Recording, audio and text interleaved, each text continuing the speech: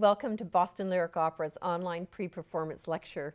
My name is Alison Voth, and I am the principal coach at Boston University's Opera Institute. It is my great pleasure to talk to you about Verdi's Macbeth. Although my lecture will include some biographical information, my primary focus today will be on the opera and not Verdi's life. You can find an online Verdi bio that I also wrote on this Boston Lyric Opera informational link. Although Italy can boast some of the world's greatest opera composers as its own, it is Verdi who remains the most revered and beloved by the Italians, because through his opera, his music, he became a national hero, a true symbol of Italy's risorgimento, meaning resurgence, and its fight for unification.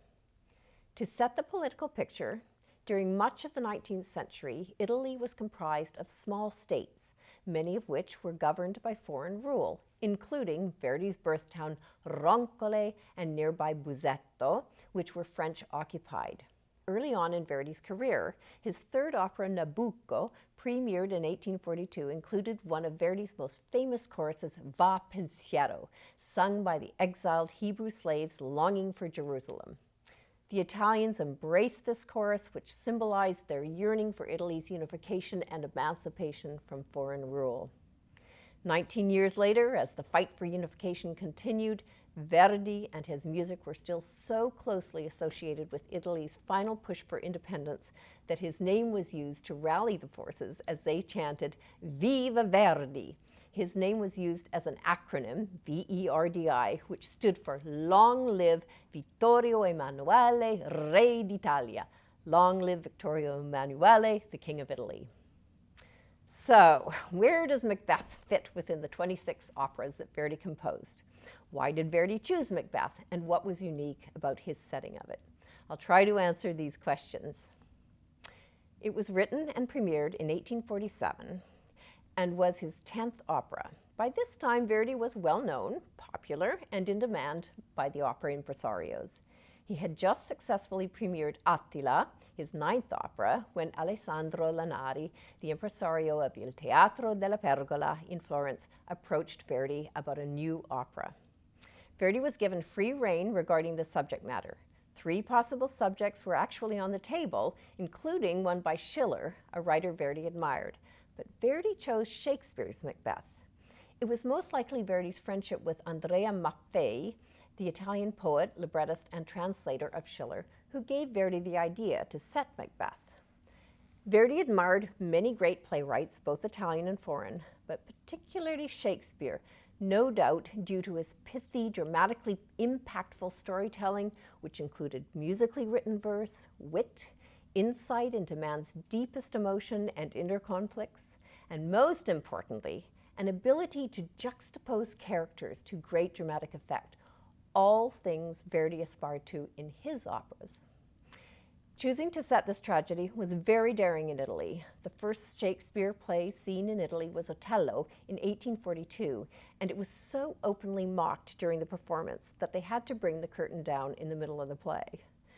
The highly respected Verdi biographer Mary Jane Phillips Matz wrote, "The Shakespeare cult, far from being widespread, was the mark of an intellectual and liberal elite."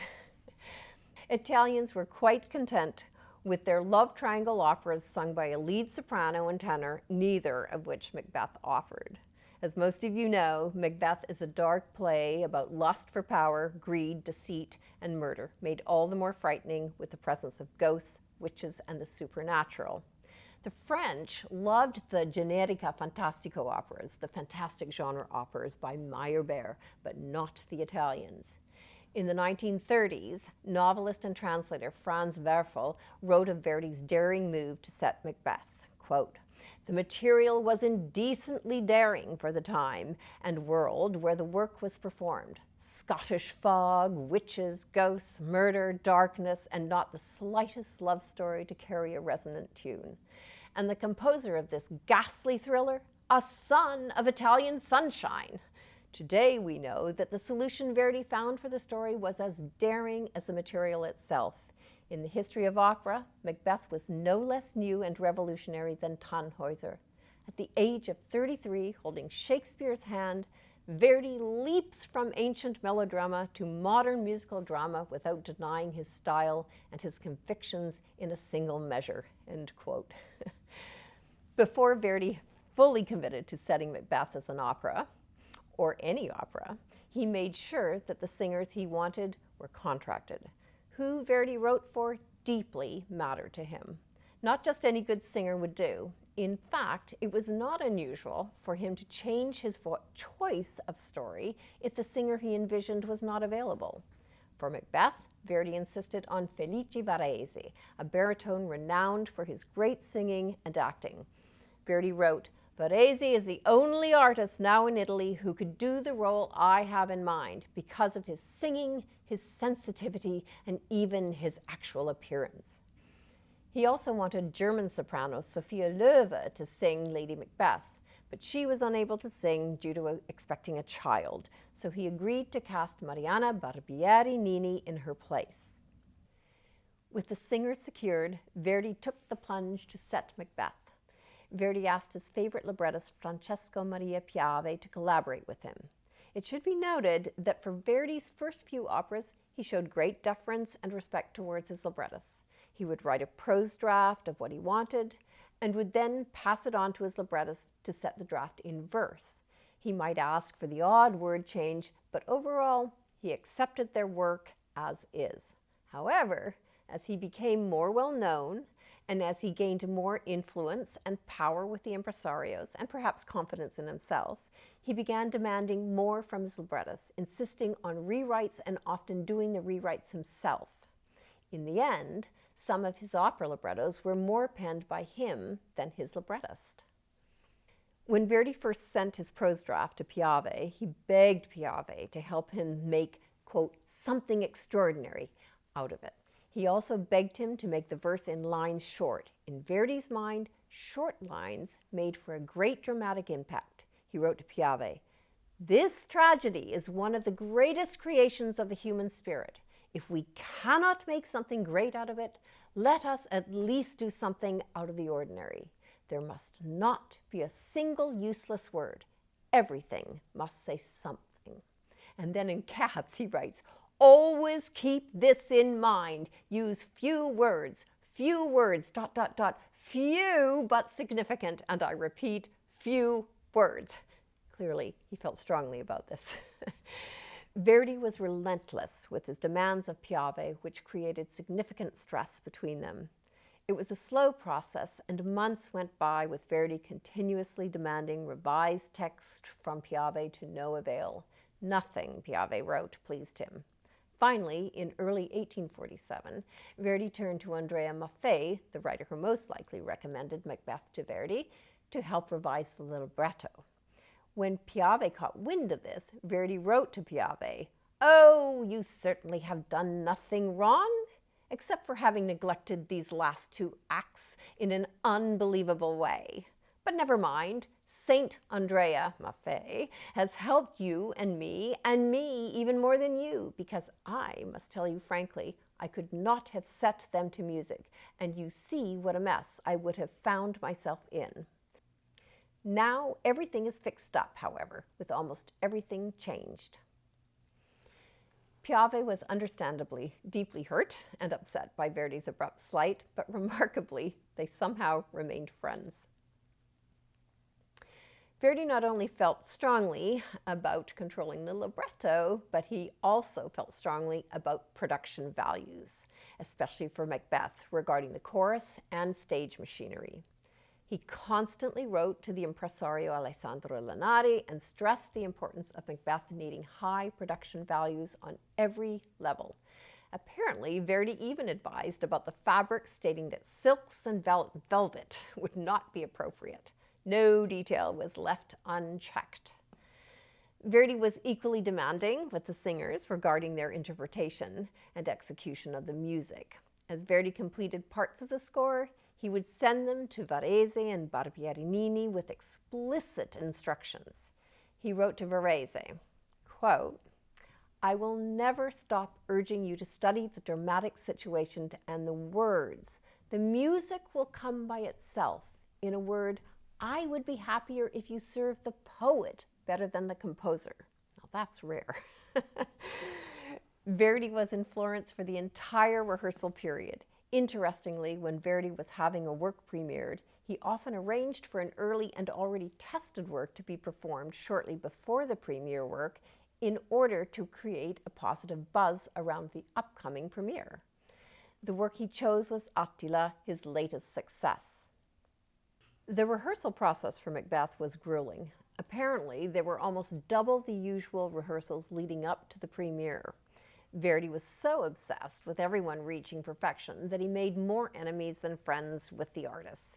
He never complimented the singers, chorus, or orchestra. No bravos, nothing. He was so adamant that things be right that opening night he demanded an on-stage rehearsal as the audience was entering the house. Barbieri-Nini wrote of the incident, quote, "Fed up with his extraordinary request, Varese tried raising his voice a little, saying, 'For God's sake, we've already rehearsed it 150 times. Verdi responded, 'You won't be saying that in half an hour's time. It will be 151 by then.' We were forced to obey the tyrant. I still remember the threatening looks Varese shot at him all the way to the foyer with his fist on the hilt of his sword. He seemed to be about to slaughter Verdi as he would later slaughter King Duncan. However, he yielded, resigning himself too, and the 151st rehearsal took place while the impatient audience created an uproar in the theater.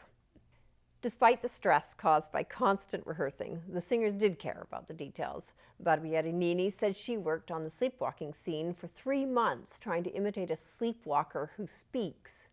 She said, "For 3 months, morning and night, I sought to imitate those who speak while sleeping, articulating words almost without moving their lips and leaving the rest of their face immobile, including the eyes. It drove me crazy."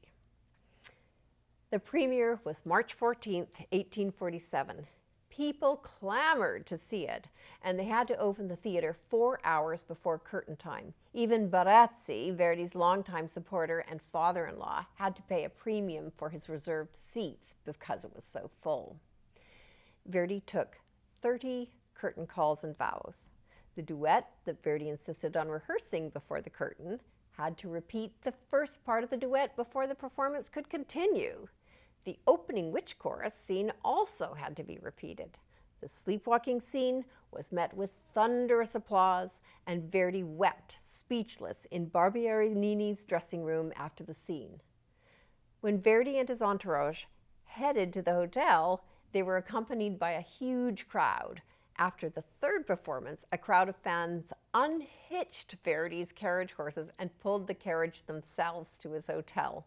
Varese, who sang Macbeth, said it was the most important role of his career. Clearly, everyone liked it. Despite the audience adulation, the reviews were mixed. Piave was left off the printed libretto, but the critics still criticized him for lacking verse. Thankfully, the singers were given good reviews. Some critics praised the work for many of its scenes, as well as for its inventive orchestration. But as a cutting-edge genere fantastico, they said it did not compare to the operas of Meyerbeer or Weber. In the end, Verdi, very proud of the opera, decided to dedicate Macbeth to his beloved supporter and father-in-law, Barezzi. His daughter, Margherita, was Verdi's first wife, who died along with their 2 children within a 2-year span 8 years previous. Just a quick aside, keep this in mind when you hear Banquo and Macduff's respective arias. Banquo is trying to protect his son as they travel through a woods, and Macduff rues that his hands did not do enough to protect his wife and children who have been murdered by assassins. Verdi's personal loss clearly informed these deeply moving arias. Now, let's talk about the setting and music of Macbeth. First and foremost, regarding the overall setting of the story, unlike his mentors Rossini and Donizetti and contemporaries, Verdi cared deeply about trying to stay true to the storyline. Although Verdi still used many bel canto operatic conventions, he constantly strove to balance the old style using set numbers and standard forms with a freer, more text-oriented through-composed style. He wrote to the librettist Salvatore Cammarano, If in the opera house there were no cavatinas, duets, trios, choruses, finales, etc., and if the whole work consisted of a single number, I should find that all the more right and proper. He almost did that with Falstaff, his last opera. Despite its popular success, in 1847, Verdi revised Macbeth in 1865 at the request of Léon Escudier, his Parisian publisher. Verdi revised many of his operas, and the version you will hear in the Boston Lyric Opera production is the 1865 version, which is considered standard today. The revision is greatly influenced by French grand opera, which was very popular at the time. Among other things, that meant additional ballet and dance interludes for the French audiences. Remarkably, Verdi asked the original librettist Piave to work with him on the revision. Verdi was his usual demanding self, always wanting rewrites as fast as possible. He continued to send prose and edits to Piave, who often just suggested that Verdi use his own rewrites. The Macbeth revision included a witches' ballet at the top of Act 3, which concluded with a gripping duet between the two protagonists. Added music written for Lady Macbeth in Act 1, La Luce Langue, reflecting Lady Macbeth's psyche. This is a tour de force.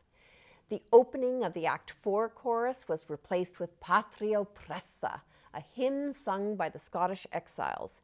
It is extremely patriotic and has a similar feel and effect to Va Pensiero from Nabucco, which I previously mentioned. No accident, to be sure. When you hear it, note the constant sign figure, da-da, which reflects their great state of loss and pain. The opera ends with a hymn of victory upon Malcolm's crowning as King of Scotland, rather than ending with Macbeth's death. It is a fitting ending, and again, a decided message to the Italian audience regarding Italy's recent emancipation from foreign rule in 1861. He revised the first act duet of Macbeth and Lady Macbeth, and in the end, pretty much rewrote all of Act 3. In both versions of Macbeth, the Macbeths generally sing in flat keys and the witches in sharp keys. Minor keys dominate throughout the opera. After Duncan is murdered early on in the opera, the Code Rossini, meaning set numbers and arias and duets with prescribed formulas, is pushed aside for the sake of the drama. In breaking away from the standard formula, Verdi stated in 1868 that Rossini et al. Missed that, and this is a quote, the golden thread that binds all the parts together rather than a set of numbers without coherence, makes an opera. The golden thread for Verdi was his tinta, meaning color, distinguishing musical color, something he strove for in each of his operas, which was the fundamental unifying musical element, the identifying sound, if you will, of the opera. Verdi's innovative writing in Macbeth included a shortened prelude rather than a long overture, tighter, more succinct recitatives, which demanded dramatic delivery, sometimes nearing speech, an expanded vocal range for the Macbeths. The tenor lead was replaced with a baritone, which became the Verdi baritone. Expanded orchestrations with more varied orchestral color, especially with the brass. Actual spoken passages and a cappella moments, dramatic pauses, fugal writing, and very important, expanded choruses that played a greater dramatic role rather than acting as perfunctory scene-setting filler or commentary. The chorus becomes a character unto itself, which you will hear throughout the evening. Of the chorus in Macbeth, Verdi wrote, "Take it as a rule that there are 3 roles in this opera, and there can only be 3, Lady Macbeth, Macbeth, and the chorus of witches. The witches rule the drama. Everything comes from them, coarse and gossipy in the first act, sublime and prophetic in the third. They are truly a character, and a character of the greatest importance." And regarding the fugal writing in the battle scene at the end, he wrote to Escudier, his publisher, "Yes, you will laugh when you hear that I did a fugue for the battle scene. A fugue? I, who hate everything that stinks of a school, and is almost 30 years since I last wrote one. But I will tell you that in this case, even that musical form can be just right. The themes and counter-themes that rush after each other, the shock of the dissonances, the racket, etc., can express a battle rather well. The orchestra will have fun. The first performance of the revised Macbeth was at Théâtre Lyrique on April 21st, 1865, and was thought to have gone well. The Brindisi and first act finale were both encored. Sets were wonderful, the singers good, and overall the work was considered a masterpiece. But as the reviews came in, they were not favorable. Verdi wrote, "With everything taken into consideration, everything weighed and added up, Macbeth was a fiasco. Amen." I have to confess, though, that I did not expect this. It seemed to me that I had not done too badly, but it seems that I was wrong. However, he strongly defended himself to Escudier when he learned that the critics had claimed that he did not know Shakespeare. He did, truly did. Let's listen to a few examples from the opera. I'm going to start with the prelude. Just a first part of it, it's short, and you will hear the witches, Lady Macbeth, and Macbeth featured in it, and I'll point it out.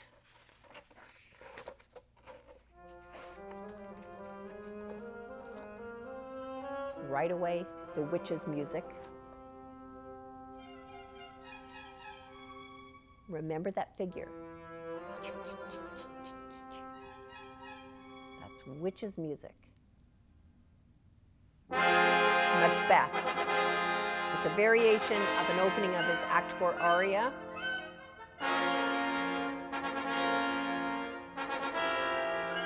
That bum, ba-bum.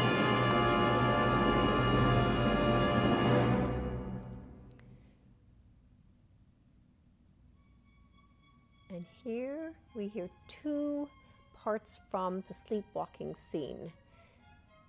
This is the very end of the sleepwalking scene.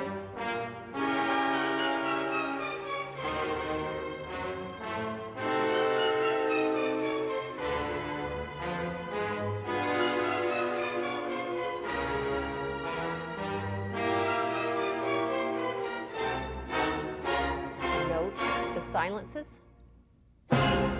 Big silence.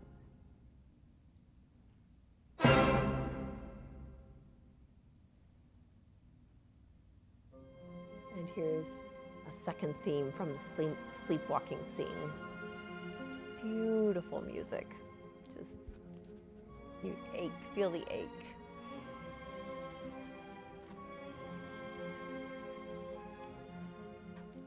So there you have it.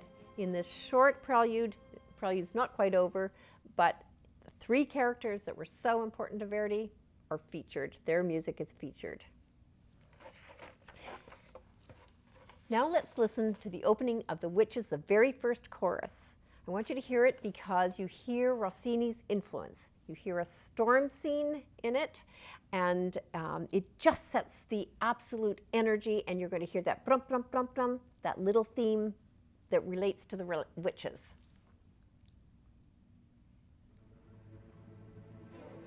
There it is.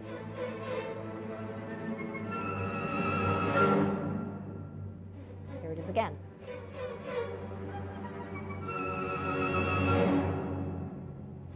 Over and over. You can see them flying all over.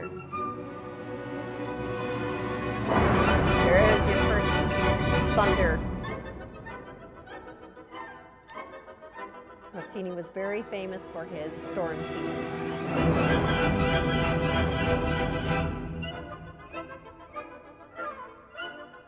Frenetic energy. Here's the great storm.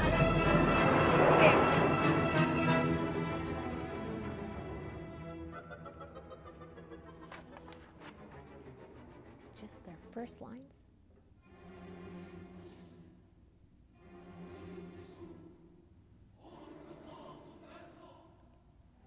I will not play an excerpt from Lady Macbeth's first aria, but I just want to point out that the first thing we hear from Lady Macbeth is not sung, it is spoken.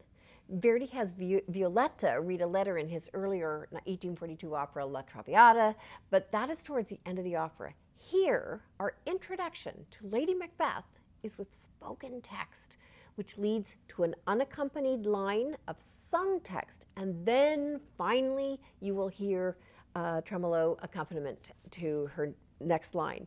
This is very unusual. And again, the audience knew they were going to hear a very different opera just by her opening alone.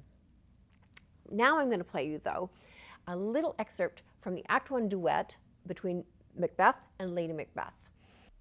In this duet, we're going to start right where he's about to say, it's decided, I'm going to kill Duncan. And he hears a gong just before he says those words, which is the sign that he should do it. You will hear an interlude, which is the actual murder, and then chords that come in when Lady Macbeth enters. And I'll talk about the translation as they're going. Here we go.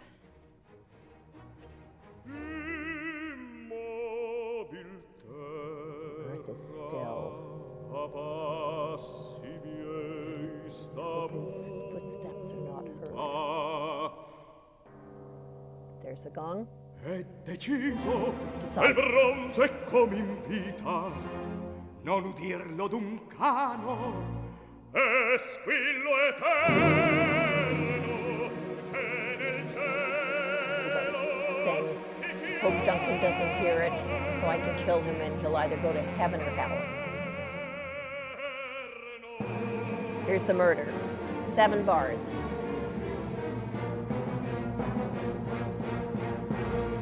Done.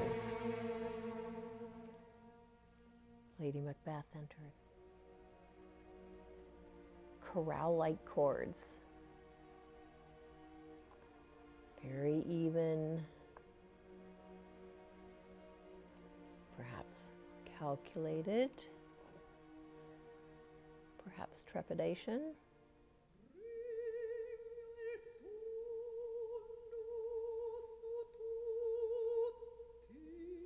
So there's a sleep that reigns over everything, and then she hears an owl.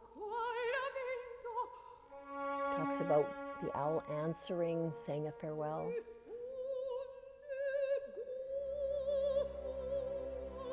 And then Macbeth says, "Who's there?" Chi va? Fossi di letargo scemo, aprire il colpo mortale. Okay. Fear is setting in. He says, "It's done. It's done." And then the panic sets in. You can hear the pattern. Fatal mia donna, un murmure. He's worried. He's heard some sounds. She says, "Oh, I just heard an owl. What did you say?" He says, "I?" She said, "I thought I heard you speak." Di nella stanza attigua. He says, "Who sleeps next door?" She says, "It's a royal prince." And then he looks at his hands, horrified by his hands. She says, "Don't look." Still horrified. And then he says, "I heard the courtiers praying, and I couldn't say amen. Why couldn't I say amen?" He keeps asking, "Why could I not say amen?" And she keeps saying, "This is madness. This is madness." This fear, frenetic energy, panicked.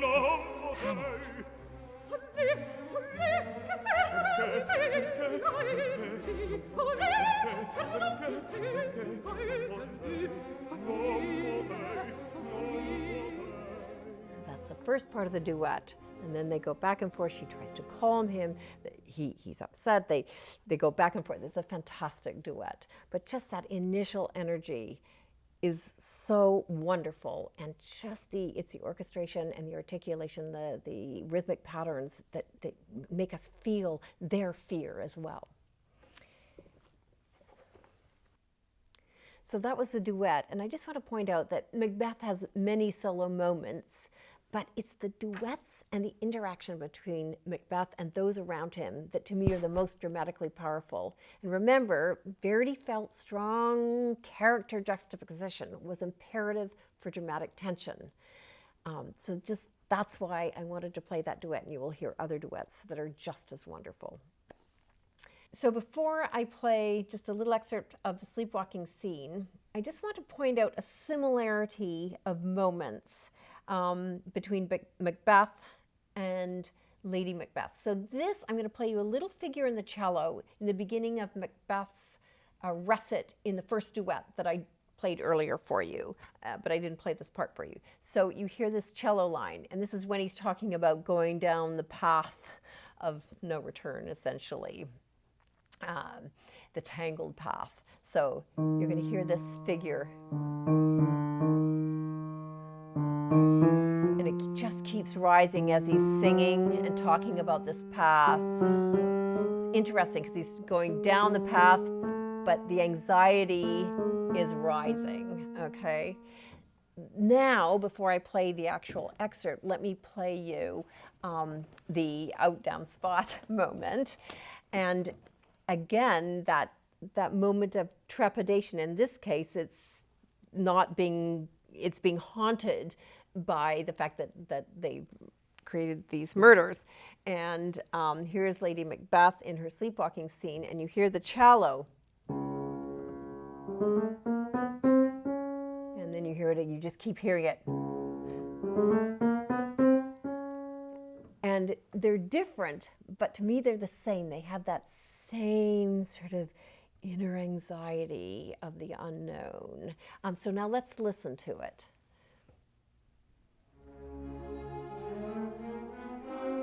There's that rising moment. And the plaintive English horn. Perhaps a little regret. Like a sigh.